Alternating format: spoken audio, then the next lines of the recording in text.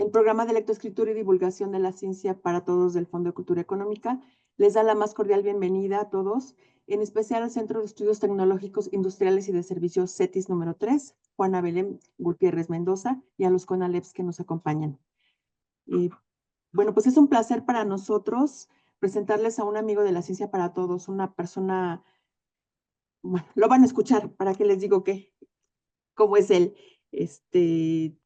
Es Sergio de Régules. Él es físico y divulgador de la ciencia, es coordinador científico de la revista Cómo ves de la UNAM. En el 2014 obtuvo una beca en literatura en la Fundación Civitella Ranieri de Nueva York por su trabajo como escritor. En el 2019 ganó el Premio Nacional de Divulgación de la Ciencia y la Técnica, otorgado por la Sociedad Mexicana para la Divulgación de la Ciencia y la Tecnología, y en el 2021 el Premio Latinoamericano a la Divulgación de la Ciencia y Tecnología, otorgado por la Red de Popularización de la Ciencia, la Red POP. Es autor de más de 10 libros de divulgación científica publicados en varios países y su trabajo ha aparecido en revistas nacionales e internacionales. Ha sido 2 veces finalista del Premio Internacional de Divulgación de la Ciencia Ruy Pérez Tamayo, que organiza el Fondo de Cultura Económica, donde ha publicado en la colección La Ciencia para Todos el número 242 del área de astronomía, que se llama Cielo Sangriento, los impactos de meteoritos, que no voy a decir los nombres de los meteoritos porque jamás me sale, y el número 257 del área de Ciencias de la Tierra, El mapa es el mensaje. Son estos los libros del doctor. Y bueno, lo escuchamos con muchísima atención. Gracias. Gracias, Maru. Encantado de estar aquí otra vez con el Fondo de Cultura Económica. Queríamos, en principio íbamos a hablar sobre Einstein, pero luego pensé que yo tengo desde hace mucho una plática de algo relacionado con el trabajo de Albert Einstein, indirectamente, pero que me parece quizá más evocativo y más divertido.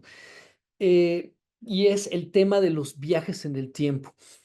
Si no hubiéramos tenido ciertos problemillas técnicos, esto que ven ustedes ahora sería un video, con lo cual yo creo que podemos pasar a la que sigue, porque el video no está jalando, no pasa nada, digo, ni modo. Y la charla la titulé así, por una película que hubo hace muchos años y de la cual les hablaré en unos momentos. Pero ¿por qué los viajes en el tiempo? Bueno, yo creo que como a todo el mundo, a mí también, como yo creo que a todo el mundo, me ha interesado este tema. Hay montones de series, montones de películas, montones de historias acerca de la posibilidad de viajar en el tiempo. Ahora, viajar en el tiempo siempre lo estamos haciendo porque estamos viajando en el tiempo a una velocidad de 1 segundo por segundo en la dirección hacia el futuro. Pero lo que quisiéramos es ver si no se puede, digamos, por un lado, aumentar esa velocidad, ir más rápido, y también poder ir hacia atrás y no solo hacia adelante en el tiempo. ¿Para qué podríamos querer hacer esto? Bueno, pues ir para atrás, no sé, hay mucha gente que a lo mejor añora su juventud o quiere volver a revivir una parte de su pasado, quizá porque en algún momento cometió un error tremendo y lo quiere ir a arreglar, o quizá simplemente porque fue muy bonito y quiere volver a estar ahí. Podríamos querer ir a comprobar lo que nos cuentan en las clases de historia, por ejemplo. No sé, yo quisiera ir a la Alhóndiga de Granaditas a ver si el Pípila de veras, no sé, cosas así, ¿no? Nos podría interesar ir a ver cómo fue la historia de verdad. Y el futuro, bueno, pues a quién no le interesa saber qué va a pasar más adelante con la vida de uno mismo o bien con el país y con el mundo, sobre todo ahora que las cosas en el mundo están tan extrañas. Entonces, a todo el mundo le gustaría poder la posibilidad de viajar en el tiempo tanto para adelante como para atrás a una velocidad mayor a la que viajamos normalmente hacia adelante. Y yo aquí les quiero platicar no con los dos pies bien puestos en la física, pero por lo menos con una parte del dedo gordo del pie derecho bien apoyado en la física para ver si esto de alguna manera se podría viajar al futuro, más allá del futuro al que de todas maneras vamos a viajar inevitablemente arrastrados por la corriente del tiempo y también poder retroceder en el tiempo. Y para eso, déjenme empezar con esta imagen, la que sigue, por favor. Esta es la imagen, esta es una foto de un reloj muy bonito. Es un reloj de bolsillo de la marca Hixie Evans, que eran unos relojeros que trabajaban en Londres en la década de 1770. Y este es un reloj que nos prestó hace ya un buen número de años don Luis Hernández, que es el decano de los relojeros de México, para una exposición que íbamos a hacer aquí en la Dirección General de Divulgación de la Ciencia de la UNAM y en el Museo Universum y el Museo de la Luz, acerca del tiempo y la manera de medirlo. Yo fui el que conceptualizó esa exposición allá por el año 2001, 2002. Y para eso me pusieron en contacto con Luis Hernández, que es, como les decía, sigue siendo el decano de los relojeros de México, un hombre muy interesante que sabe mucho de relojería y además que es una persona sumamente agradable. Y Luis nos prestó, entre otras piezas, este reloj de bolsillo. Eh, y me gusta mostrarlo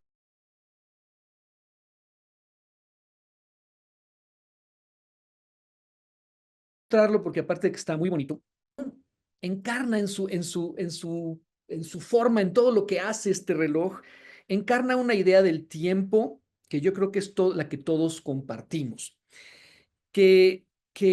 digamos, había quedado establecida muy claramente en el trabajo de Isaac Newton como 100 años antes de que se fabricara este reloj en 1770. Y les voy a platicar de qué se trata esta idea del tiempo que permite que haya relojes como este que ven ustedes aquí. Para empezar, el tiempo pasa inevitablemente y nunca se detiene, ¿no? Eso está claro. El tiempo pasa todo el tiempo a la velocidad de 1 segundo por segundo. El tiempo pasa exactamente igual para todo el mundo, ¿no? Este es un reloj que uno se podía llevar en el bolsillo. Era una innovación tecnológica del siglo XVIII. Antes los relojes ni eran tan precisos ni aguantaban que uno los llevara en el bolsillo. Esto tiene una serie de innovaciones tecnológicas tremendas que permiten que uno ahora lleve un aparatito en el bolsillo que le dice qué hora es. Y si eso funciona, quiere decir por qué es la misma hora para todo el mundo, ¿no? O sea, podemos ponernos de acuerdo en que el tiempo transcurre igual para absolutamente todo el mundo, vayan en un caballo, en una carroza o en lo que sea, estén donde estén. Y por eso uno puede traer uno de estos aparatitos en la bolsa o hoy en día en el celular o aquí en el pulso para coordinar nuestras actividades con nuestros congéneres. Si no fuera así, que el tiempo es igual para todo el mundo, estos aparatos no funcionarían. La que sigue, por favor. Esta es otra vista del mismo reloj. Ahí está perfecto, ¿no? Fíjense qué cosa tan bonita. Entonces, el que existan estos aparatos, que siguen existiendo desde luego hoy, el equivalente de hoy, es porque el tiempo transcurre igual para todo el mundo, siempre está pasando y no pasa que para alguien transcurra una cantidad de tiempo diferente, ¿no? No pasa que te vuelvas a encontrar con un amigo y tú digas, no nos vemos hace exactamente 3 meses y 2 días y él te diga, no, no es cierto, no nos vemos hace 10 años. Eso y que él haya medido de veras esos 10 años y nosotros los 3 meses. Eso no pasa. Entonces, este reloj tan bonito encarna esa idea del tiempo que parece muy natural. El tiempo es una cosa rígida, no la podemos afectar, no podemos ni acelerarla, ni doblarla, pero eso tiene ciertas comodidades porque, bueno, entonces todos podemos ponernos de acuerdo para coincidir, por ejemplo, en esta reunión por Zoom a una misma hora sin hacernos bolas. La que sigue, por favor.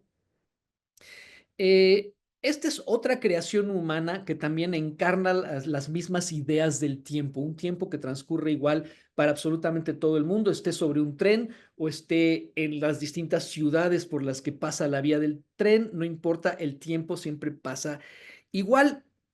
Este es el sistema ferroviario, en particular el de Estados Unidos a finales del siglo XIX, en el que a veces había una sola vía para la ida y la vuelta, entonces por supuesto había que coordinar muy bien las actividades de los trenes sobre las vías para que el tren que iba de Chicago a Nueva York no se encontrara de frente con el tren que iba de Nueva York a Chicago en la misma vía. Y para eso todo el mundo a lo largo de la vía, tanto en las estaciones como el conductor del tren, el maquinista, todo el mundo en el tren, llevaba unos relojes como este, la que sigue, por favor, que se llaman, este es la parte interior de un reloj de ferrocarrilero, y estos relojes de ferrocarrilero se inventaron para que eran muy precisos, los podía uno también llevar en el bolsillo, no se atrasaban demasiado ni se adelantaban demasiado en mucho tiempo, entonces esto servía para coordinar las actividades en la vía, y también desde luego dependía muy fuertemente de que el tiempo transcurriera igual sobre un tren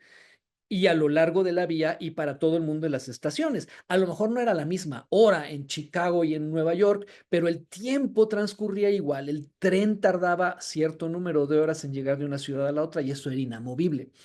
Y me gusta enseñar este reloj porque este reloj es mío, lo heredé de mi abuelo hace ya un buen número de años.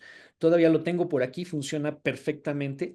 Esta es una foto que le tomamos en aquellos tiempos de la exposición sobre el tiempo que les conté, de la parte interior de este reloj. Eh, con ayuda de Luis Hernández en aquella época, me acuerdo que me prestó un catálogo de relojes que él tiene, en el cual uno busca la marca de su reloj y el número de serie y con eso puede averiguar cuándo fue fabricado su reloj. Y gracias a Luis Hernández y su catálogo me enteré hace 20 años que mi reloj del abuelo había sido fabricado por la compañía Elgin en Estados Unidos en 1924. Y se me hizo muy peculiar porque este reloj de ferrocarrilero sigue encarnando esa misma idea del tiempo, pero para 1924 nuestro concepto del tiempo había cambiado ya totalmente desde hacía cerca de 20 años. Bueno, a lo mejor debería decir, había cambiado, pero nada más para los físicos, ¿no? Los ferrocarrileros evidentemente seguían usando la misma idea del tiempo porque seguía funcionando. Entonces, ¿cómo es posible que para los físicos hubiera cambiado por completo esta idea que les platiqué del tiempo desde ya 1905, cuando se fabricó este reloj? Ya habían pasado casi 20 años. Bueno, eso lo vamos a ver en unos momentos, pero mientras podemos explorar otros aspectos de nuestro concepto tradicional del tiempo, yendo al taller de Luis Hernández en la próxima transparencia. La que sigue, por favor. Aquí está una foto del taller de Luis Hernández en aquella época, en el barrio de Tepito. Aquí es donde estuve con él y me enseñó su catálogo y todo eso. Y aquí vemos un montón de relojes que Luis tiene que reparar. Son relojes mecánicos, quiere decir que funcionan con resortes, engranes, se les da cuerda, ¿no? Periódicamente para que tengan energía para moverse. Y estos relojes van midiendo el tiempo. ¿Qué pasaría si un día agarramos todos estos relojes, supongamos que Luis ya los arregló y funcionan todos muy bien, y los ponemos todos exactamente a la misma hora, digamos a las 12:10 como son ahora, y los echamos a andar? Y ahí están, cada uno va haciendo su tic-tac. ¿Qué pasaría al cabo de una semana o de 2 semanas? Pues seguramente, siendo relojes mecánicos, lo que hubiera sucedido al cabo de 2 semanas es que algunos, por casualidad, por cómo están ajustadas sus partes interiores, irían un poquito más rápido y habrían adelantado más o menos, otros se habrían atrasado, entonces ya no marcarían exactamente la misma hora. Sin embargo, ¿le habría pasado algo al tiempo? Y la respuesta es, pues claro que no, ¿no? El reloj simplemente es un objeto que va arrastrado por la corriente del tiempo y simplemente va marcando las horas sin necesariamente sin afectar para nada el paso del tiempo, el reloj mismo. O sea, el reloj, lo que diga el reloj, no va a afectar tampoco el paso del tiempo. La que sigue, por favor. Podemos seguir explorando esta idea del tiempo con una escena que ocurría en la primera película que hubo de Superman hace ya muchos años. Aquí vemos una escena de esa película, se llamaba Superman The Movie o Superman la película, es del año 1979. Y recuerdo que en esa película había una escena donde estaba Luisa Lane, la novia de Superman, que iba por una carretera californiana a toda velocidad porque ella temía que el archivillano Lex Luthor fuera a hacer alguna barrabasada que tenía planeada. Si quieren, vean la película para que sepan cuál. Cuando de repente se le quedaba el coche sin gasolina a media carretera. Y entonces ahí estaba Luisa Lane tratando de prender el coche sin gasolina. Cuando se producía un tremendo terremoto, que además lo había causado Lex Luthor, el villano archienemigo para que parte de California se desprendiera del continente y apropiarse él de todas esas tierras. El caso es que el terremoto desprende unas rocas de un risco que había junto al coche de Luisa Lane. Al coche de Luisa Lane le llueven rocas, lo aplastan, se abre una grieta en la tierra que engulle el coche completo y bueno, Luisa Lane se muere. Y en eso llega Superman, pero llegó demasiado tarde por primera vez en su vida. Y al darse cuenta de lo que ha pasado, que su amada, pues ni modo, ya no hay nada que hacer, ya está ahí muerta. Entonces se le ve en la cara que toma una terrible determinación y entonces sale volando con la cara desencajada del dolor. Se ve que sale volando a toda velocidad, luego se ve un corte a la Tierra vista desde afuera, un poco como aquí, pero esta no es exactamente esa escena. Se ve que la Tierra está girando para un lado, como si al ponernos fuera de la Tierra viéramos cómo gira, ¿no? Digo, siendo que la Tierra tarda 24 horas en dar una vuelta, la verdad es que si nos ponemos un momentito afuera, pues no nos vamos a percatar que gira. Es como tratar de ver moverse las manecillas de un reloj, ¿no?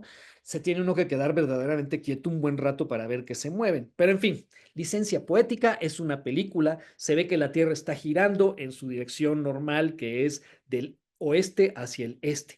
Pero entonces se ve que sale un puntito de la Tierra, paréntesis, es Superman, y ese puntito empieza a dar vueltas alrededor de la Tierra, pero en el sentido contrario. Y lo vemos que empieza a ir cada vez más rápido, cada vez más rápido, cada vez más rápido. Entonces vemos que la Tierra se detiene en su movimiento de rotación y de repente, como sigue dando vueltas Superman a toda velocidad alrededor, en el sentido opuesto, la Tierra empieza a girar, pero al revés. Entonces regresamos a esa carretera californiana donde se ve que el coche de Luisa Lane sale de la grieta que se lo tragó, las rocas saltan y se acomodan todas en sus lugares de donde venían, el coche se vuelve a inflar, queda súper bonito y Luisa Lane está otra vez ahí tratando de encender su coche como si nada hubiera pasado. Entonces es muy chistoso porque ¿qué se supone que pasó en esa escena, no? Bueno, en esa escena los narradores de esta película pretenden hacernos creer que Superman, al hacer que la Tierra girara en el sentido opuesto, con eso hizo que el tiempo corriera al revés. Y si estuviera yo ahí con ustedes, les preguntaría, ¿creen que eso funcionaría? Supongo que la mayoría me dirían que no, no funcionaría. Porque en efecto, no es, la rotación de la Tierra ocurre en el tiempo, pero no causa el tiempo, ¿no? No es el que la Tierra deje de girar lo que va a detener el tiempo en todo el universo. El tiempo sigue corriendo perfectamente. No es por echar la Tierra en reversa que el tiempo se va a ir para atrás, que es lo que nos quieren hacer creer, ¿no? Que Superman hizo retroceder el tiempo para poder salvar a Luisa Lane. Bueno, esto no funcionaría. De hecho, lo único que pasaría si Superman frena la Tierra y la hace girar para el otro lado es que desde luego por inercia la atmósfera y todos los océanos se seguirían de largo girando en la dirección normal y lo que causaría Superman es unos huracanes y unos tsunamis de pesadilla en todo el mundo. Entonces, no, el tiempo no lo causa la rotación de la Tierra. El hacer girar la Tierra al revés no va a retroceder el tiempo. La que sigue, por favor. Entonces parece que estamos perdidos y que no hay nada que hacer si quisiéramos viajar en el tiempo. O a lo mejor sí, como ilustra este cuadro de Salvador Dalí que se llama En busca de la cuarta dimensión. Allá al fondo ven ustedes, aquí lo hace, no, no lo puedo señalar yo porque no estoy, en fin, allá al fondo ven ustedes uno de los famosos, ahí está, muchas gracias, ese es uno de los famosos relojes blandos que pintaba Salvador Dalí para ilustrar una idea muy reciente en aquella época que provenía de la física, y es que a lo mejor el tiempo no es tan rígido como nos habían dicho. Y Salvador Dalí pintó este cuadro precisamente para ilustrar las nuevas ideas del tiempo de las que les hablé hace un momento. Y esas ideas las tuvo un joven físico de 26 años que trabajaba en la oficina de registro de patentes de la ciudad de Berna, en Suiza. Nadie le había querido dar un puesto de investigador en física y había tenido que conseguirse ese trabajo para mantener a su familia. La que sigue, por favor. Y aquí vemos el lugar donde trabajaba ese joven físico y aquí está este joven físico que no es otro que mi tío Albert Einstein. Y trabajaba en la oficina de patentes en el año 1905, en esas circunstancias que les platiqué, y la verdad es que su trabajo de revisar inventos de inventores más o menos locos le llevaba muy poco tiempo, lo despachaba en muy pocas horas y el resto del tiempo lo podía dedicar a pensar en las cosas que a él realmente le interesaban. Y estaba muy preocupado porque en 1905 la física tenía un muy, muy, muy serio problema. Había una rama de la física relativamente reciente, se había desarrollado hacía 40 años más o menos, que se llama la teoría electromagnética, que tiene que ver con imanes, con corrientes eléctricas, con electricidad, con la luz, con un montón de cosas. Es una teoría muy bonita, muy completa. Había permitido explicar un montón de cosas, había permitido entender que la luz es un tipo de onda, Había también permitido fabricar aparatos que transmiten señales por medio de ondas electromagnéticas, hoy las llamamos ondas de radio. En fin, era una teoría súper poderosa. El problema es que había otra teoría súper poderosa más antigua, que se llama la teoría del movimiento de Isaac Newton, que venía desde el siglo XVII. También sumamente fructífera esa teoría, había permitido calcular, determinar que existían más planetas a partir de las pequeñas desviaciones del movimiento de los planetas conocidos, permitía explicar absolutamente todo del movimiento. El problema es que estas dos ramas de la física se daban patadas, se contradecían, decían cosas opuestas una de la otra en ciertos aspectos. Y eso no podía ser. A un físico, las teorías de la física no son solamente para salir del paso, para resolver problemas. Nosotros tenemos la esperanza, los físicos, de que nuestras teorías de la física nos estén diciendo algo real acerca del universo real. Entonces, si dos ramas de la física se dan patadas, tenemos que resolver esa inconsistencia. No nos quedamos tranquilos con la inconsistencia, con la anomalía. Y nadie la había podido resolver, la anomalía, la inconsistencia entre estas dos tremendas ramas de la física, hasta que llegó este muchachito y la resolvió en 1905. Y su manera de resolverlas fue enunciar lo que hoy conocemos como la teoría especial de la relatividad. No se las voy a platicar toda, aunque es muy bonito, y sí podríamos hacerlo. Es menos difícil de lo que parece, pero sí les voy a contar que Albert Einstein logró reconciliar estas dos ramas de la física, pero a un precio tremendo. Por ejemplo, ahora, o sea, con la teoría especial de la relatividad, que es una nueva teoría del movimiento de las cosas, o sea, hubo que modificar la teoría de Newton para hacerla compatible con la teoría electromagnética. El problema es que ahora ocurrían cosas muy extrañas. Por ejemplo, si un objeto se movía, si un objeto pasa moviéndose, lo vemos pasar, entonces la masa, digamos, la cantidad de materia que contiene, la vemos más grande por el hecho de estarse moviendo ese objeto. También vemos los objetos que cambian de tamaño en la dirección en la que se van moviendo cuando pasan, cuando los vemos pasar. Y otra cosa muy importante es que también miden el tiempo de manera distinta. Y sobre todo, lo más importante de todo es que había una velocidad en todo el universo que no se podía rebasar, que es la velocidad de la luz. Pues básicamente porque, por ejemplo, si viéramos un objeto pasar y lo viéramos muy rápido, veríamos que su masa es mucho más grande. Y se puede calcular con las ecuaciones que obtuvo Einstein que si ese objeto lo viéramos pasar a la velocidad de la luz, su masa tendría que ser un número infinito, lo cual es absurdo, ¿no? Nada puede tener una masa infinita. Para llegar a esa velocidad tendríamos que haberle metido una cantidad de energía infinita. Eso es absurdo, básicamente quiere decir que no se puede llegar a la velocidad de la luz. Pero lo que más nos interesa en este asunto es que ahora el tiempo que medían dos personas, una que pasa en un tren, por ejemplo, y otra que se queda parada en la estación, ya no es el mismo. Ahora, ¿por qué no nos habíamos dado cuenta? Bueno, no nos habíamos dado cuenta porque el efecto es extremadamente pequeño, ¿no? Sino desde luego que habríamos notado al ir en trenes e incluso al ir en aviones, habríamos notado que el tiempo no transcurre igual, que pasa menos tiempo en un avión. Cuando aterrizamos tendría que haber pasado menos tiempo, pero la diferencia es tan minúscula que, que nadie se había podido dar cuenta. Fue hasta que Einstein trató de reconciliar la teoría del movimiento con la teoría electromagnética y lo logró, que se dio cuenta de que el tiempo no era como habíamos creído. Fíjense qué cosas.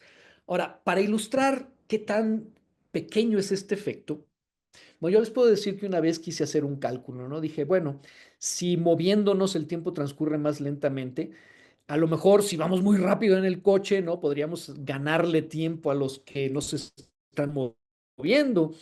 O a lo mejor si viajamos en avión. Y es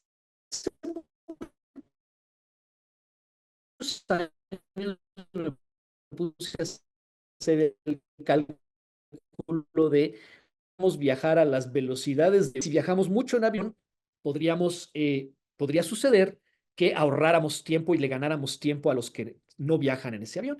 Sin embargo, en mis cálculos me salió que si quisiéramos ganarle un segundo a los que se quedan en tierra, tendríamos que hacer el equivalente a 100,000 millones de viajes de ida y vuelta a Europa en avión. Entonces, claramente el efecto es muy pequeño. La que sigue, por favor. Y gracias. Y para seguir ilustrando cómo operaría este efecto que se llama la dilatación relativista del tiempo, me gusta contar esta historia. Imagínense que Pepe y Paco son dos hermanos gemelos que viven con un abuelo muy gruñón al que le gusta siempre cenar a las 8 de la noche, pero que no cena si no están sus dos nietos presentes. Es muy maniático el abuelo. Entonces Pepe y Paco se acaban de comprar una bonita moto y un día Pepe le dice a Paco, oye, voy a salir a dar una vuelta en la moto. Y Paco le dice, sí, pero acuérdate de regresar para las 8 porque ya sabes cómo se pone el abuelo si no estamos los dos presentes. Entonces, por favor, no te tardes, ¿no? Entonces checan sus relojes, los dos se dan cuenta de que son las 7, ¿no? El reloj de Pepe dice las 7, el reloj de Paco dice las 7. Le dice, tienes una hora para irte a pasear en la moto, por favor, vuelve para las 8. Paco dice, sí, claro, no hay problema. Pepe dice, claro, claro, no hay problema. Y agarra la moto y va paseando muy tranquilo. Y cuando se da cuenta que ya son cuarto para las 8 en su reloj, dice, ah, bueno, más vale que ya regrese para llegar muy puntual. Y en efecto, en el instante en que su reloj da a las 8 de la noche, él está tocando el timbre en su casa. Sin embargo, cuando le abre su hermano, ya no me acuerdo quién se fue, pero cuando abre el hermano, está furioso y le dice, ay, ¿cómo te atreves? ¿Cómo es posible que te hayas tardado tanto? ¡Qué barbaridad! Y el otro le dice, oye, pero si nada más me tardé una hora, mira, aquí está mi reloj, dice que son las 8. Y su hermano le dice, qué cínico eres. Atrasaste tu reloj para hacerme creer que no te diste cuenta que ya son las 10 de la noche, irresponsable, lo regaña. Horrible, ¿no? Le dice que que no tiene consideración, le dice las cosas más espantosas. Sin embargo, él sigue viendo su reloj y dice, pues si yo solo me fui una hora. Y su hermano le dice, una hora, sí, claro que sí. Mira, mira la hora que dice en el reloj del abuelo. Y en efecto, cuando mira el reloj de pared del abuelo, se da cuenta de que son las 10. O sea, en su casa son las 10 de la noche. Acaban de ser víctimas, desde luego, Pepe y Paco y su abuelo, de la dilatación relativista del tiempo, que por supuesto no se nota a las velocidades de una moto. Aquí estoy exagerando nada más para ver cómo serían las cosas, pero las cosas serían así.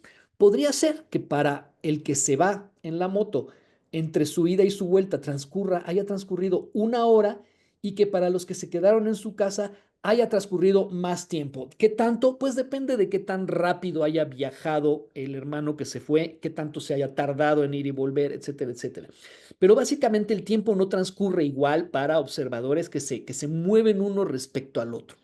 Entonces, pobrecitos Pepe y Paco, desde luego, y pobre del abuelo, pero fíjense cómo esto nos sugiere una manera de viajar al futuro, a un futuro al que de otra manera no teníamos acceso. La que sigue, por favor.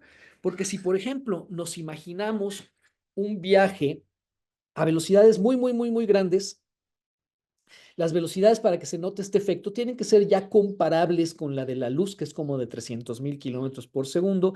A velocidades de moto no se nota, a velocidades de avión no se nota, más que con relojes atómicos con precisión de millonésimas de segundo. Entonces, imaginémonos que lo hacemos en una nave espacial y que vamos a hacer un viaje de ida y vuelta a alguna estrella lejana con esto porque claro, si considerando este efecto, las cierto tiempo en la nave, pero en la Tierra para los que se quedan, según la, la dilatación relativa. Tanto, bueno, pues vamos a ver, este es un cálculo que me encontré por ahí, la siguiente tabla, en el que en ciertas condiciones que no voy a detallar, si la nave se fuera en ciertas condiciones de ida y vuelta, unas condiciones cómodas para los que se van, ocurrirían estas cosas que les voy a contar. Fíjense en las primeras dos columnas. Una dice años transcurridos en la nave y otros dice años transcurridos en la Tierra. La que sigue no nos interesa mucho y la que sigue tampoco, si quieren verlas, pero sobre todo eh, nos dice cómo podría ser este viaje en una nave en el que vamos muy, muy cómodos y nos vamos y volvemos. Si nos tardáramos un año en ir y volver, en estas condiciones, en otras condiciones las diferencias serán distintas, pero en estas condiciones que calculó la persona que hizo este cálculo, al regresar a la Tierra habría transcurrido un año y una centésima de año, o sea, como un año y 3 días, digamos. Entonces, bueno, Eso no es muy notorio, ¿no? Todavía podría estar si Pepe fue el que se fue y Paco se queda con el abuelo. Desde luego, pues, prácticamente no notarían nada, estarían Paco y el abuelo para recibir a Pepe de su viaje. Si Pepe se va 2 años en esta nave, al volver habrían pasado en la Tierra 2 años y aproximadamente un décimo de años, alrededor de un mes, vamos a decir. Vuelo para recibirlo, todo muy bien. Pero fíjense qué pasa conforme empieza a aumentar el tiempo de viaje, o sea, el tiempo que tardaron las personas que se van en esta nave, en ir y volver. Si se van 5 años, al regresar habrán pasado en la Tierra 6 y medio. Si se van 7 años, en la Tierra habrán pasado 11 años y medio. Yo ya estoy empezando a preocuparme por el abuelo. Si se van 10 años, en la Tierra habrían pasado 25 años y medio. Y fíjense qué pasa si se van 20 años. Uno se podría imaginar que uno se va y regresa en 20 años. Sin embargo, al volver en estas condiciones, en la Tierra habrían transcurrido 340 años. Por supuesto, ya no estaría vivo nadie que hubiéramos conocido antes. Las cosas habrían cambiado. Básicamente, habríamos llegado a un futuro al que nuestra longevidad natural no nos hubiera permitido llegar. Nunca hubiéramos podido vivir esos 340 años, pero aprovechando la dilatación relativista del tiempo y desde luego la tecnología para alcanzar velocidades muy grandes cercanas a la de la luz, entonces podríamos haber llegado a ese futuro. Y desde luego, fíjense qué pasa cuando se va unos 30 o 40 años. Los tiempos transcurridos en la Tierra ya son verdaderamente una barbaridad, pero fíjense cómo esto sugiere una manera de viajar al futuro. Ahí está la máquina del tiempo para viajar al futuro. Simplemente arréglenselas para moverse a grandes velocidades, ir y volver y tardarse cierto tiempo en ir y volver a grandes velocidades cercanas a la de la luz, muchísimo más tiempo que en la nave, tanto más tiempo que será notorio y llegaremos a un futuro al que de otra manera jamás habríamos podido llegar. Entonces, aquí está en cuanto a los viajes al futuro. Parece ser que la física, por lo menos la física de 1905, sí lo permite. Otra cosa es que lo permita la tecnología. Ojo, señalo inmediatamente que todavía no tenemos las naves que nos permitan ni alcanzar velocidades tan grandes, ni desde luego mantener vivos a los astronautas durante 20 o 30 años. Pero es una cuestión nada más de tecnología. Parecería ser que el universo sí lo permitiría. Entonces ahí está en cuanto a los viajes al futuro. Ahora, si quiere uno volver, hay un problema. La que sigue, por favor. Y ese problema me gusta ilustrarlo con esta otra pieza de Salvador Dalí. Este no es un cuadro, este es una joya, es un prendedor, es un relojito engarzado en una montura que parece un ojo, se llama el ojo del tiempo. Y me gusta para introducir la segunda parte de la plática, que es muy bien. Y si ahora yo quiero regresar al pasado, ¿cómo le hago? ¿Podría yo lanzar la nave en reversa o sentarme con la espalda para el frente de la nave?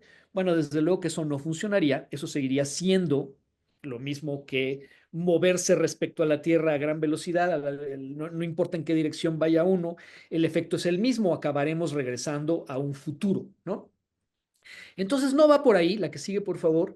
En realidad vamos a tener que recurrir a otro aspecto del trabajo de mi tío Albert Einstein para ver si hay alguna manera de volver en de ese viaje. Esta es una imagen que le pedimos a un artista hace muchos años para ilustrar el artículo que escribí en las revistas Cómo ves acerca de este tema. Lo llamamos el teletransportador cronomóvil y ahí se mete uno en esa botella y salen chispas y uno viaja al pasado y al futuro, pero ya vimos que no, por lo menos hasta donde sabemos hoy, para ir al futuro hay que moverse en el espacio también. La que sigue, por favor.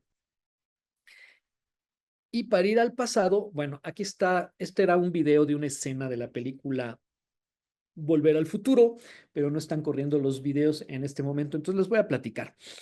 No vamos ni siquiera a tener que hablar de física para darnos cuenta que la vuelta al pasado o el viaje al pasado desde el presente es harina de otro costal totalmente respecto al viaje al futuro, que ya vimos que se podría lograr simplemente viajando a velocidades muy grandes en un viaje de ida y vuelta a algún lado a donde sea. nada más velocidades muy, muy grandes durante un tiempo sostenido. Pero viajar al pasado ya no,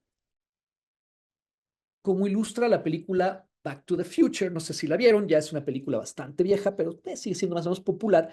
En esa película el personaje principal, Marty, encarnado por Michael J. Fox, es un chico que regresa al pasado, a cuando sus papás eran adolescentes y estaban en la secundaria, y se topa con sus papás cuando todavía ni siquiera eran novios, se da cuenta de cosas bastante inquietantes acerca de sus padres, pero lo que empieza a suceder es que la mamá en la adolescencia lo ve a él llegar ahí y se empieza a enamorar de él sin saber que ese es su hijo venido del futuro a visitarlos. Y claro, desde luego, si se enamora de él y no se casa con el papá, pues hay un pequeño problema porque entonces Marty nunca será concebido y nunca podrá nacer. Entonces, ¿cómo puede estar ahí en el pasado si nunca nació? Entonces, este es el primer problema. Si se puede viajar al pasado, esta es la primera tremenda paradoja con la que hay que enfrentarse. Si yo puedo viajar al pasado, nada me impide alterar ese pasado de tal manera que yo, por ejemplo, impida mi propio nacimiento. ¿Por qué no? Y entonces, ¿cómo puede ser que yo nací y viajé al pasado? Entonces, hay un problema, se llama en la versión original se llama la paradoja del abuelo, porque el viajero al pasado va al pasado y mata a su abuelo, con lo cual ya no concibe a uno de sus progenitores, con lo cual ya no lo conciben a él, ¿no? Entonces, básicamente, y lo que yo no entiendo, nunca he entendido es por qué prefirieron la paradoja del abuelo y no del padre, porque no uno va uno y mata directamente a su padre. Quizás es menos feo matar al abuelo, no sé, a mí se me hace igual de feo, pero bueno, ese es el primer problema. Si yo puedo viajar al pasado, ¿qué me impide alterar el pasado de tal manera que sea incompatible con mi propia existencia, por ejemplo? La que sigue, por favor. Pero esto no es todo. Hay unas peores. Esta es otra película, también muy vieja, se llamaba Pídele al tiempo que vuelva. Y en esa película, el personaje principal, el personaje principal es un dramaturgo, es una persona que escribe obras de teatro, que se llama Richard Collier, y está un día en 1979 preparando el teatro para el estreno de una de sus obras cuando aparece una ancianita en la escena, llega hasta él, le aferra la mano, le dice con la voz cascada, le dice, vuelve a mí, y se va. No me acuerdo cómo se va, porque siendo de la edad al gran a los muchos años que tenía ya en esa escena, no sé cómo desaparece, pero el caso es que se desaparece la viejita y cuando Richard abre la mano, ve que tiene en la mano un reloj, más o menos como el mío. Y entonces se obsesiona con este personaje, dice, pero ¿quién es esta señora y por qué me dice vuelve a mí? ¿Yo qué? ¿De qué la conozco, no? Y se entera que esa señora es una actriz llamada Elise McKenna, que en su juventud había sido muy famosa, hasta que un día en 1912, después de estar, creo que haciendo una película, decidió abandonar el teatro y nunca se le volvió a ver en las tablas jamás. Y entonces dice, ah, qué raro, ¿y yo qué tengo que ver en esto? Total, que se las arregla para viajar al pasado de una manera un poco extraña. La película es de amor, no es de ciencia, ¿no? Licencia poética. El caso es que viaja al pasado, la que sigue, por favor, y por supuesto, conoce a Elise McKenna, se enamoran, ¿no? Se empieza a entender por qué rayos ella después va y le dice eso, devuelve a mí. Y en la escena culminante que vemos aquí, ella le regala, él le regala a ella el reloj. Y entonces aquí podemos hacer corte porque, por supuesto, ese reloj es una pieza muy, muy, muy extraña, porque él lo tenía porque ella se lo dio en 1979. Y luego, pero ella lo tenía porque él se lo dio en 1912. Entonces, ¿de dónde salió ese reloj? ¿Quién lo fabricó? ¿No? Nadie lo fabricó. Es un reloj que salió de quién sabe dónde. Existe en una especie de ciclo temporal entre 1912 y 1979 y nadie lo fabricó. Eso se llama la paradoja de la información y también es terrible si resulta que se puede viajar al pasado, que nos impide, por ejemplo, ir al pasado con un libro de pinturas de Vincent Van Gogh y enseñárselas a Vincent Van Gogh antes de que las pinte, con lo cual Vincent Van Gogh solamente tiene que copiarlas para haberlas pintado. ¿Quién creó esas pinturas si Vincent las copió? ¿No? Entonces, bueno, ese se llama la paradoja de la información y también es terrible. No hemos ni siquiera hablado de física, ya vemos serios problemas para viajar al pasado. La que sigue, por favor. Eh, bueno, horrorizado con estas cosas y otra que ya no les conté porque ya no nos da tiempo, pero hay todavía paradojas peores. Este señor que está aquí, que es mi tío Stephen Hawking, en 1992, pensando en estas paradojas del viaje al pasado, dijo, pues miren, no sabemos si se puede o no se puede, pero seguro que no se debe de poder porque entonces no habría forma de evitar estos sinsentidos absolutos. O sea, el mundo no podría ser lógico si pueden ocurrir estas paradojas. Entonces, seguramente la naturaleza no está hecha o impide los viajes al pasado de alguna manera. Y esto se llama la conjetura de protección de la cronología de Stephen Hawking, que como su nombre indica es una conjetura. O sea, Stephen Hawking dice nada más, pues seguramente no se puede. No sé cómo, pero seguramente no se puede. No es una teoría, no es una demostración, no es un teorema, no es una cosa que esté demostrada. Simplemente Hawking dijo, pues seguramente que no se debe poder viajar al pasado porque si no ocurrirían estas cosas. Bueno, la que sigue, por favor, eso no les ha impedido a los físicos seguir pensando y los caminos por los que han pensado siguen teniendo que ver con el trabajo de mi tío Albert. Aquí lo vemos mucho más viejo que la primera vez en esta imagen, por supuesto, trucada, porque esto nunca sucedió. Pero digamos que en una teoría posterior que se llama la teoría es general de la relatividad, que es una teoría de la gravedad que creó Einstein 10 años después que la teoría especial de la relatividad, de la que ya les platiqué, la que dice no se puede viajar más rápido que la luz, el tiempo transcurre distinto para observadores en movimiento, la masa aumenta cuando te mueves, la longitud se contrae, etcétera. Bueno, 10 años después creó la teoría general de la relatividad, que es una teoría de la gravedad que la describe de una manera muy peculiar. Y eso es lo que han estado usando muchos físicos para explorar, entre otras cosas, si a lo mejor se puede viajar al pasado. Entonces, la que sigue, por favor. Una de las cosas que han sugerido es lo que se... Ah, miren, este video sí corrió. Una de las cosas que han sugerido es lo que se ve en esta película del año, creo que 97, ya bastante vieja, que se llama Contacto, basada en un libro muy bonito de Carl Sagan, que era un astrónomo y un gran divulgador y escritor de ciencia ficción. Y en esta película y en el libro, este personaje, en el libro son más, pero digamos en la película, este personaje de Jodie Foster, se las arregla para viajar al centro de la galaxia ayudada por tecnología que nos envía a la Tierra una civilización extraterrestre desconocida. En la Tierra solo se reciben señales de radio misteriosas y cuando se descifran resulta que son los planos para fabricar una máquina y esa máquina se lleva a Jodie Foster a un recorrido por la galaxia, pero a velocidades muy, muy, muy, muy grandes, mucho, muy superiores a la de la luz por un agujero de gusano, que es esta especie de túnel que vemos aquí en este momento representado en la película, quién sabe si serán así. Lo bonito de esta película es que para imaginarse esa solución para poder viajar al centro de la galaxia y volver sin tomarse miles y miles y miles de años, Carl Sagan le preguntó a un famoso teórico de la relatividad general que se llama John Wheeler, no es cierto, a Kip Thorne, le preguntó cómo hacerle para que sus personajes pudieran viajar al centro de la galaxia y volver sin tardarse miles de años. Y Kip Thorne le contestó, mira, en la teoría general de la relatividad hay un tipo de solución de las ecuaciones de Einstein que es una especie de túnel, un como agujero de gusano le llamaron después, que conecta dos partes del espacio y del tiempo instantáneamente sin necesidad de recorrer el espacio, ¿no? Yo puedo ir de aquí al centro de la galaxia sin recorrer el espacio que me separa del centro de la galaxia si me meto por un agujero de gusano que tiene una entrada aquí detrás de mi escritorio y una salida en el centro de la galaxia, ¿no? Bueno, es complicado, sí lo permite la teoría general de la relatividad, sí podría suceder. Hay pequeños detalles como que hasta donde sabemos estos agujeros de gusano no son atravesables. En cuanto les entra la más mínima partícula, se destruyen y se colapsan. Pero bueno, en la película, pues ni modo.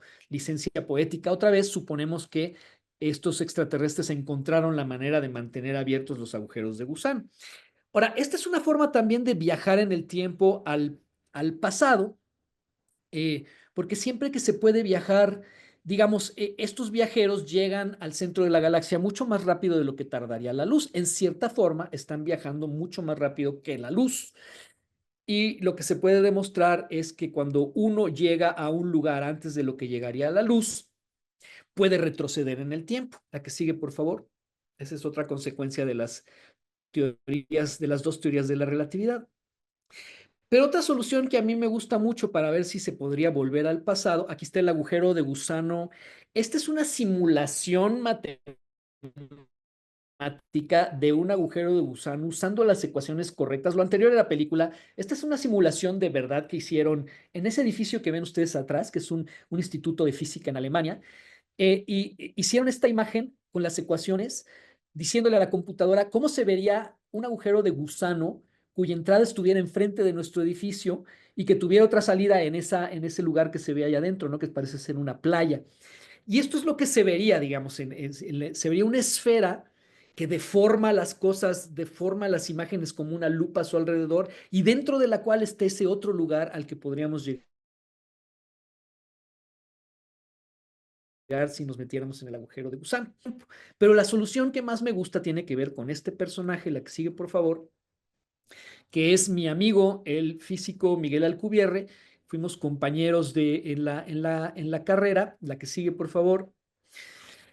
Somos muy buenos amigos. Y Miguel, cuando estaba haciendo su doctorado en el año 92 en el Reino Unido, a Miguel le gustaba mucho el programa de Star Trek, donde hay una nave que viaja a velocidades superiores a la de la luz, viajando entre las estrellas, mientras Einstein se revuelca en su tumba. Y como Miguel no quería que Einstein se revolcara en su tumba, ahora que estaba especializado en la teoría general de la relatividad, dijo, ¿no podría yo imaginarme una manera de hacer que la nave viaje más rápido que la luz, pero sin violar la prohibición de desplazarse más rápido que la luz? Y encontró una solución. Esa solución la platicamos Miguel y yo en un libro muy bonito que les recomiendo que lean, que se llama Surfear el espacio-tiempo, pero básicamente está relacionada con esta imagen, la que sigue, por favor.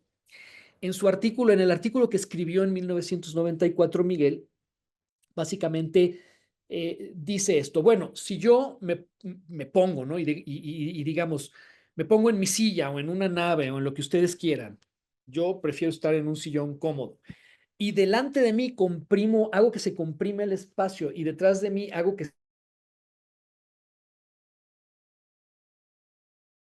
se expande el espacio, avanzar, avanzar hacia adelante sin estar recorriendo el espacio que me separa de, digamos, una estrella lejana, por ejemplo, sino que sea el mismo espacio-tiempo el que me esté arrastrando. No me da tiempo de decirlo con más detalle, me gustaría, pero ya no tenemos mucho tiempo. Me gustaría que hubiera un poco de preguntas. Pero básicamente a Miguel se le ocurre una manera de superar la velocidad de la luz, una manera real, compatible con la teoría, no una jalada, no una payasada, no una ocurrencia, sino una manera matemáticamente correcta en que la misma teoría de la relatividad permitiría viajar no solo más rápido, no solo a la velocidad de la luz, sino a la velocidad que uno quisiera muchísimas veces más rápido. Y en 1996 otro individuo demostró que la solución de Miguel también se podría usar como máquina del tiempo para viajar al pasado. En resumidas cuentas, el viaje al futuro está relativamente fácil, ¿no? Nada más hay que tener una nave muy, muy rápida y que nos pueda mantener cómodamente durante décadas. Y el viaje al pasado, aunque más peliagudo y nadie ha dicho que esto se vaya a construir pasado mañana, pero parecería que tampoco está prohibido por las leyes de la física. Así pues, la pregunta sería, bueno, ¿y si sí se puede, por qué no estamos llenos de turistas del futuro que vienen a visitarnos a nosotros? Si se puede viajar al pasado. Y la respuesta podrían ser varias. Por ejemplo, que a lo mejor en el futuro, cuando se invente el viaje al pasado, resulta que es ilegal o que es muy caro o que es inmoral porque hay una nueva religión que lo prohíbe o un partido político que lo condena, o a lo mejor también puede ser porque no somos nada interesantes, pero hay otra solución tremenda y es que si no hay viajeros del futuro, podría ser también porque el futuro está desierto. Y con este súper alegre pensamiento termino la presentación. Muchas gracias. Muchas gracias. Muchas gracias, doctor. Bueno, pues les dije que el doctor, aparte de ser de abolengo, con esos tíos y esos primos que tiene, este, Mi pues tío bueno, Albert. iba a ser una presentación maravillosa. Eh, pues agradecerle a las escuelas que se conectaron, ahorita vamos a mencionarlas, y quiero dejarle el micrófono a mis compañeros, primero al Dair. ¿Qué tal? ¿Cómo estamos, Sergio? Hola, Aldair. Excelente como siempre, felicidades. Gracias. También les quiero agradecer a todas las escuelas que se conectaron el día de hoy.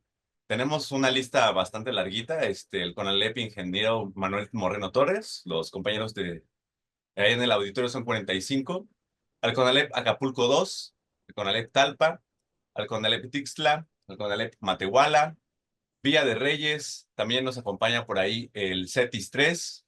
Muchos saludos, compañeros, un abrazo. Muchas gracias por estar aquí.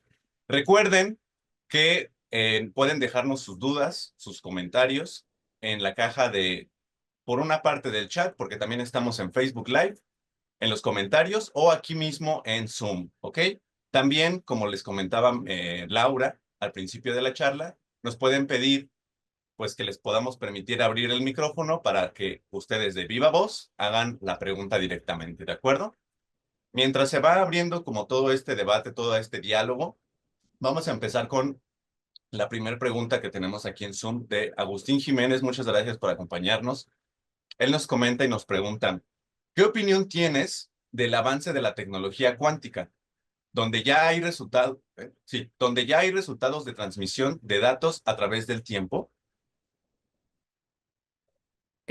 Bueno, lo que me gustaría decir es que lo que hay en avances en tecnología cuántica no es tanto una transmisión en el tiempo, no se ha mandado no se ha mandado un mensaje al pasado, ni mucho menos.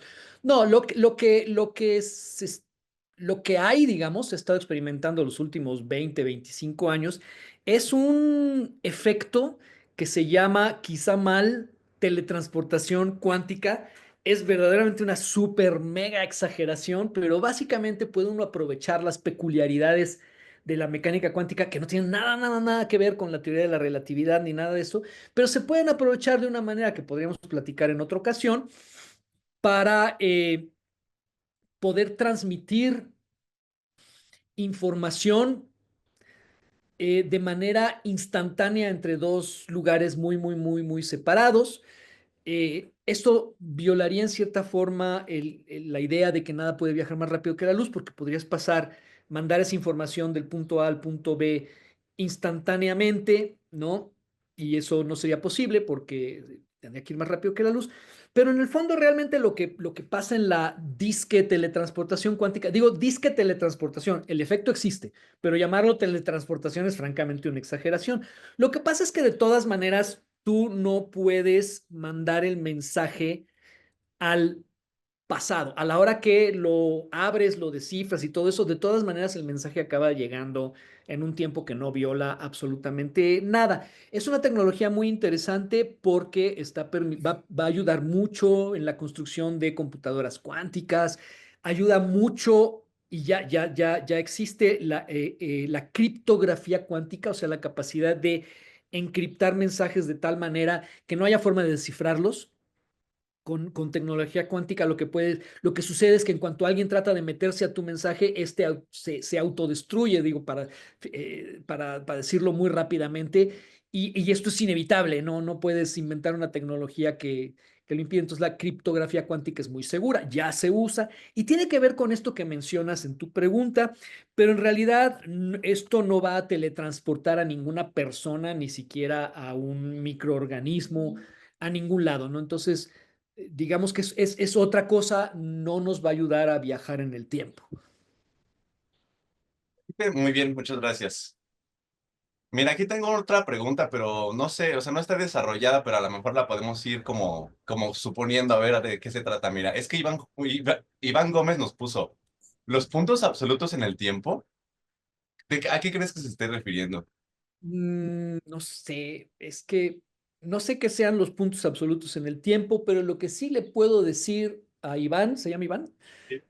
Lo que sí le puedo decir es que un aspecto muy importante de la forma de ver el espacio-tiempo que nos legó Einstein en la teoría especial de la relatividad y que además ha sido muy consistente y muy fructífera, todavía no hemos encontrado nada que lo niegue y que lo contradiga hasta ahora, la teoría especial de la relatividad, es que justamente no puede haber instantes fijos ni nada de eso. El tiempo es totalmente relativo, o sea, quiere decir que depende desde dónde lo estés mirando, quién esté mirando, cuándo ocurren las cosas y cuándo dejan de ocurrir.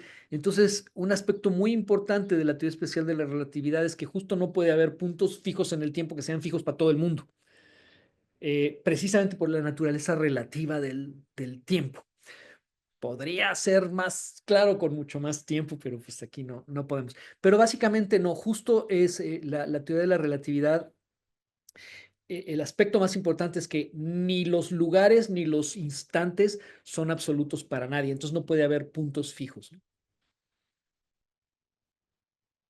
Sergio, hace ratito mencionabas, pues, digamos como dilemas, temas como de, ¿será ético hacerlo?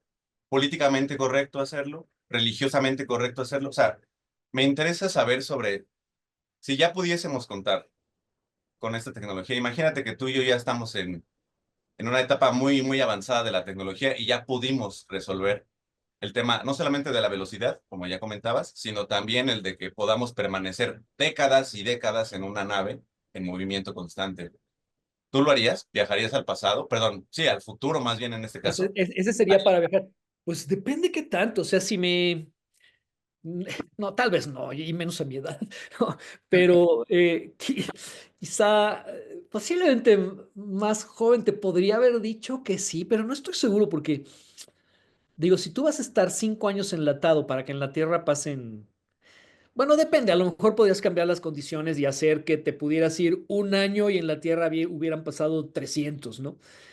Eh, no sé si lo haría porque ya vimos que también depende de que también se haya desarrollado la tecnología para regresar, ¿no? Esa es la otra. O sea, imagínate que es un viaje solo de ida, ¿no? Que dices, me voy 300 años al futuro, cuando llegue al futuro no va a haber nadie que yo conozca y no puedo volver. Francamente, no sé, yo creo que hay gente que sí lo haría, hay gente cuya curiosidad del futuro es tan grande que serían capaces de abandonarlo todo, ¿no? Creo que ayuda a tener más vida por delante, ¿no? Y quizá menos compromisos, pero no sé, ¿tú lo harías? No sé, ¿quién sí lo haría? Que Si no hubiera también, regreso. también ¿Eh? existe la posibilidad de que llegues al futuro y no hay nada, ¿no? Bueno, esa es la otra, ¿no?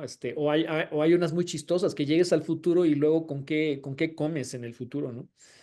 O haz de cuenta que dejaste tu cuenta bancaria corriendo y llegas al futuro y sacas tu cuenta bancaria y te dan 3.000 trillones de dólares y te vas muy contento y resulta que para celebrar entras a la primer miscelánea del futuro que te encuentras y dices, me da una coca y te dicen, sí, cómo no, son 3.000 trillones de dólares.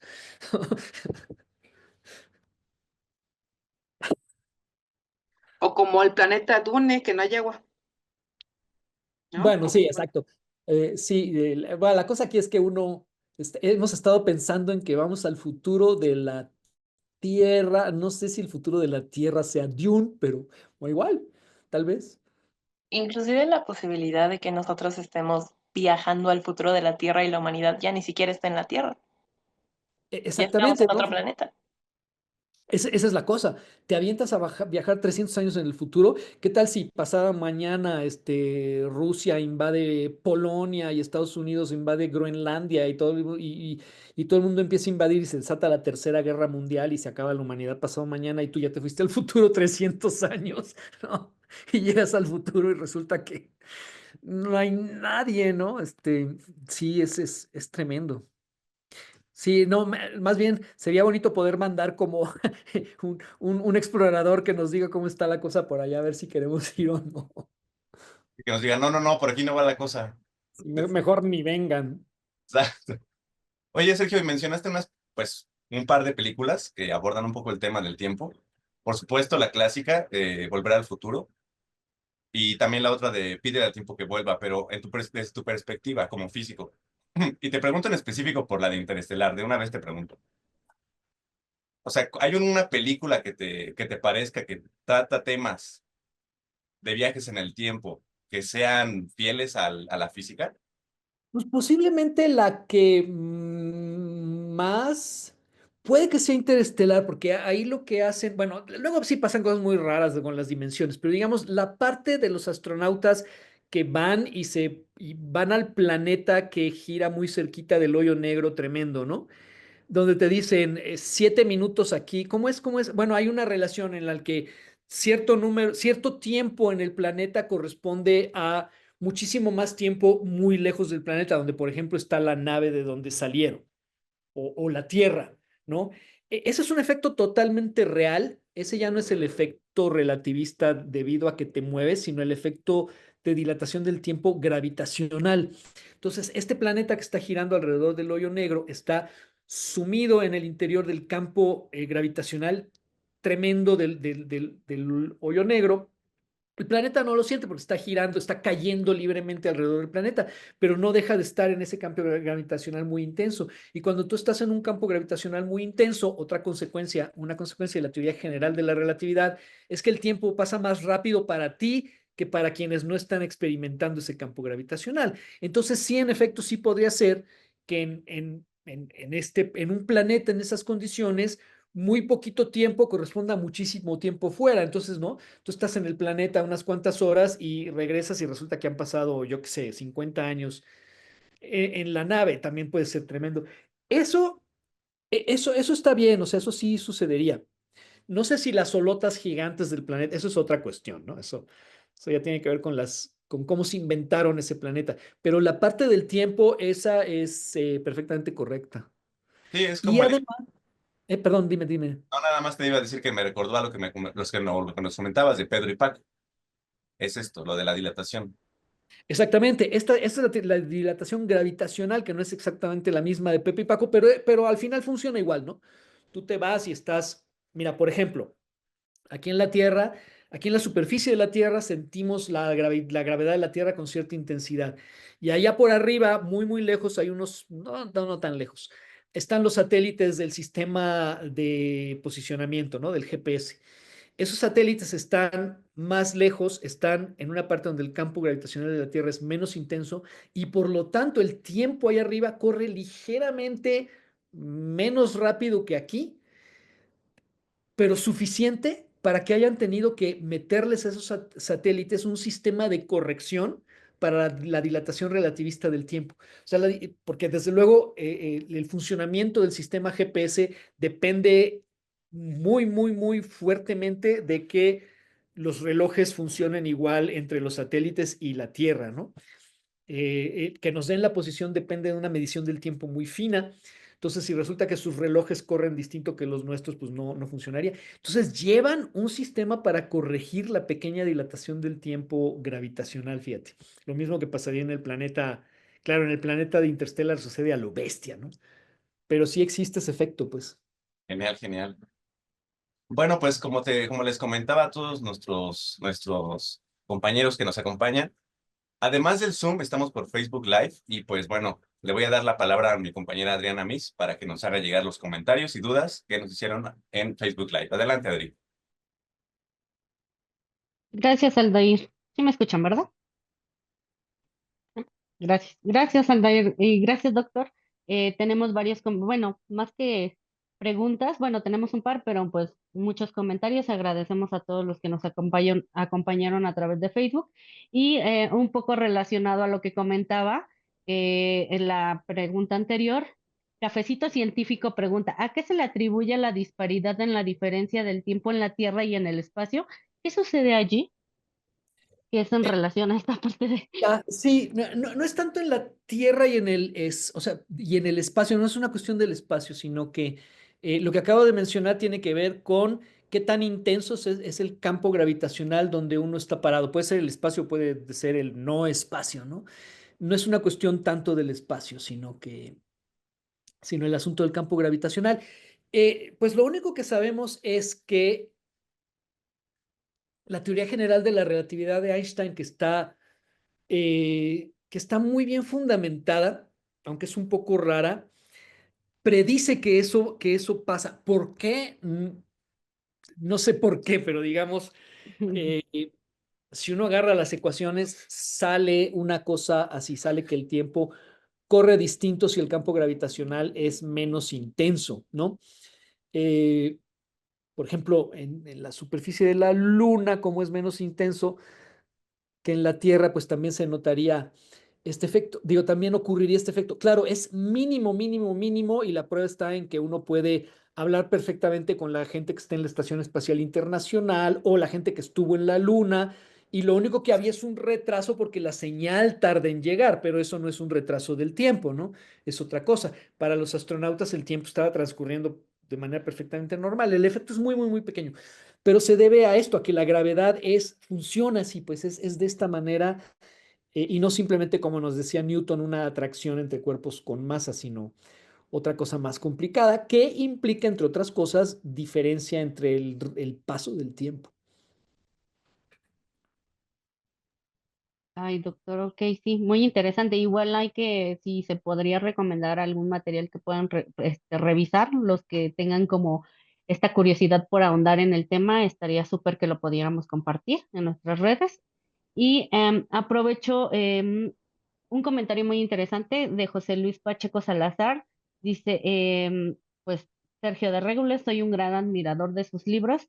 El sol muerto de risa fue mi inspiración para publicar mi propio libro. Siga siendo igual de genial para comunicar ciencia. Ojalá nos pueda compartir José Luis qué libro, cuál es su título, cuál es el título del libro que publicó. Pero bueno, gracias a usted, doctor. ¡Ay, qué emoción! No, pues muchas gracias, José Luis. Qué bueno. Bueno, y ese libro es mi segundo libro, ya tiene un montón de años, aunque todavía circula por ahí. Sol muerto de risa, qué Me da mucha interesante emoción, título. solo muerto de risa. Me da mucha emoción que ese haya sido la inspiración, porque a mí me sigue gustando mucho ese libro, le tengo mucho cariño. Y pues ya, Aldair, te regreso la Bueno, y palabra, para, ya son todos los comentarios en Facebook. Sí, doctor, adelante. no, quería decir que todas estas cosas, muchas de estas cosas del tiempo y la relatividad, tanto la especial como la general, la platicamos Miguel Alcubierre y yo en un libro que escribimos que se llama Surfear el espacio-tiempo. Ahí está narrado, entre otras cosas están narradas todas estas cosas, quizá ese les pueda servir. Lamentablemente no es del Fondo de Cultura Económica, pero les puede servir. Se llama Surfear el espacio-tiempo de Miguel Alcubierre y mío. Y bueno, el Fondo de Cultura va a publicar próximamente un libro de Miguel Alcubierre y de Tonatiuh Matos que habla sobre estos temas. Ah, Pero perfecto, ese va a estar muy bien. todavía, todavía falta un poco, entonces, bueno, es chismecito nada más. Ah, maravilloso, ese va a estar excelente. Exacto. Y ya rapidísimo, el último comentario ya nos contestó José Luis Pacheco Salazar y dice que el libro se llama Las clases pachecas. Se encuentra digital en Kindle. Entonces, para quien esté interesado, adelante. Y pues nada mejor que ser inspiración, doctor, para los demás. Vamos, pues qué emoción. Es todo, Aldair, te regreso la palabra. Pues, no tenemos más preguntas de este lado. Todo ha sido muy prístino. Sergio, muchas gracias. Si alguien más tiene algún comentario, alguna pregunta, todavía estamos a tiempo. Si no, pues, entonces daremos por concluida esta actividad. Insistimos a los planteles del CONALEP que nos acompañaron. Al CETIS 3, muchísimas gracias por estar siempre atentos. Ya saben, cualquier cosa que andamos, en cualquier otra de las actividades, pues siempre los esperaremos. Son siempre bienvenidos al CONALEP. Pues muchísimas gracias, como siempre, su presencia. Pues esperamos sus preguntas. Recuerden que el concurso Leamos la Ciencia para Todos está abierto. Tienen todas las bases en nuestra página, lacienciaparatodos.mx. Y bueno, pues pueden consultar las bases, participar con alguno de los libros y con alguno de los libros de Sergio, por supuesto. No sé si esta Lore los tenga por ahí en la mano, pero pues son Vamos. súper viento y el mapa es el mensaje. Muchas gracias, Maru. Pueden leer alguno de estos dos libros. Realizan un texto muy breve, una reseña de 2 a 4 cuartillas. Pueden hacerse acreedores a premios económicos que van desde los 6,000 hasta los 10,000 pesos. Todo ello incluido con un vale de libros por 1,000 pesos y, por supuesto, su reconocimiento firmado por Paco Ignacio Taibo, nuestro director. Maru, te cedo la palabra entonces. Muchas gracias. Gracias. Pues en lo que llega alguna otra pregunta, nada más hacer un comercial. El 21 de marzo tenemos una charla presencial. Están todos invitados aquí al Fondo de Cultura. La charla va a ser en la unidad de seminarios Jesús Iba Herzog. Es sobre el agua primordial, dos miradas, con Pablo Moctezuma y Francisco Segovia. Pues un poquito de ciencia y poesía. Y el 27 de marzo tenemos, es por Zoom, con los premios nacionales. Es contaminación del suelo y agua, ¿a dónde vamos? Entonces, bueno, están invitados a estas charlas. Pueden consultar toda nuestra programación en nuestras redes sociales, en Facebook, en Instagram, en X. Tenemos unos TikToks que hemos hecho nosotros, nos estamos estrenando en eso. Y pues bueno, pues creo que es todo. Muchísimas gracias, Sergio. Es un placer, como siempre, tenerte con nosotros. Aprendemos muchísimo. La verdad que en la forma en la que enseñas ciencia, ya hubiera querido yo tener maestros como tú. Ay, muchas Muchísimas gracias, gracias. Maru, gracias, Aldair, gracias al Fondo de Cultura Económica y a todas las personas que se conectaron a esta transmisión. Fue un placer. Muchas gracias y bueno, pues muchos grupos que se conectaron. Muchas gracias al CONALEP, al CETIS, a DGETI. Gracias, buenas tardes. ¿Tenemos alguna pregunta? ¿Tenemos tiempo? Ok, a ver. ¿Podría sí. ser? Sí, Muchas doctor. gracias. Desde el CETIS 3, Ajá. estamos agradecidos por la invitación y tenemos una pregunta. Bueno, hola, buenas tardes. ¿Me escucha? Creo que sí. Bueno, la pregunta sería más que nada si nos pudiera dar una explicación sobre los taquiones, o sea, un poco más conceptual sobre si se puede llegar a concebirla en un tiempo, ya sea a corto plazo o medio plazo, o simplemente se puede llegar a concebir que sí sea real. Gracias. Muy bien. Bueno, eso ya no lo mencioné, lo menciono en las versiones más largas de esta plática. En la pregunta se mencionaron los taquiones. Taquis quiere decir, no quiere decir taquis fuego, quiere decir, en griego tiene que ver con la velocidad y, por ejemplo, de ahí viene el nombre del tacómetro de los coches que, en fin, mide aspectos del movimiento del motor. Entonces, taquis viene de velocidad y esta es una partícula hipotética que se inventaron. No existe hasta donde sabemos, pero resulta que si uno agarra las ecuaciones de la teoría especial de la relatividad y dice, muy bien, yo sé que veo las ecuaciones y me dice claramente que no puedo llegar a la velocidad de la luz porque mi masa se vuelve infinita o porque mis dimensiones se vuelven iguales a cero o porque requiero una energía infinita para llegar y eso es absurdo, no puedo llegar. Pero imaginémonos de todas maneras que yo llegara y que algo tuviera una velocidad ya mayor que la de la luz. Uno puede meter eso tranquilamente en las ecuaciones. Y entonces salen una serie de cosas muy divertidas. O sea, si yo agarro y digo, bueno, esta velocidad es mayor que la de la luz, ¿qué pasa? Bueno, pasan cosas muy raras. En primeras, la masa de las cosas tendría que ser ya no un número como los números normales, sino de esos números en matemáticas que son también normales, pero no nos los encontramos en la vida cotidiana, que se llaman números imaginarios, no porque sean producto de la imaginación y no existan. Quien haya visto matemáticas sabrá que es un número imaginario, pero el caso es que la masa se tendría que convertir en un número imaginario y eso es muy raro, eso no sabemos qué quiera decir, nada, ¿no?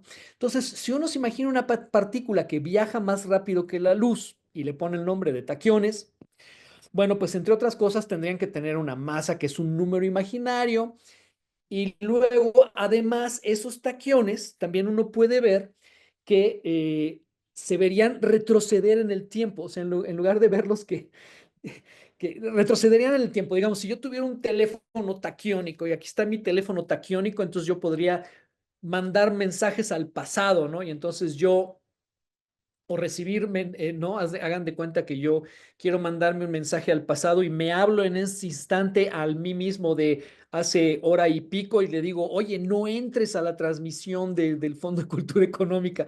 Y entonces ya no entro, ¿no? Con un teléfono taquiónico. Porque los taquiones, si acaso existieran, retrocederían en el tiempo, ¿no? Ahora, el problema es que son totalmente un invento, una de esas formas en que los físicos a veces nos divertimos. Hubo en los años 60 un experimento de un físico que se llamaba Mike Chrysler, al cual, por cierto, tuve el gusto de conocer hace muchísimos años por casualidad, porque era amigo de mi asesor del servicio social en física y nos lo presentó a varios estudiantes, entre ellos a Miguel Alcubierre, nos lo presentó en un congreso que hubo en Guanajuato. El caso es que Mike Chrysler se hizo famoso porque en los años 60 montó un experimento para ver si existían los taquiones. No sé cómo hizo el experimento, por ahí tengo el artículo de Mike Chrysler de aquella época, no entiendo muy bien, pero el caso es que trató de detectar taquiones. He de decirles que no detectó absolutamente nada, pero gracias a eso Mike Chrysler estaba en el libro Guinness de los, no que ha encontrado la partícula más, nada más que la ha buscado, ¿no? Era un tipo muy chistoso, pero no, nunca encontró los taquiones. Entonces, son una idea muy divertida, pero hasta donde sabemos no existen.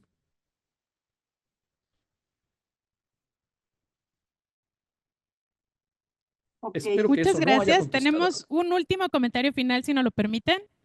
sí, por favor. Buenas tardes. Yo tengo una teoría que es que, para ponerlo más en ejemplo, ahorita es la 1:16, ¿no?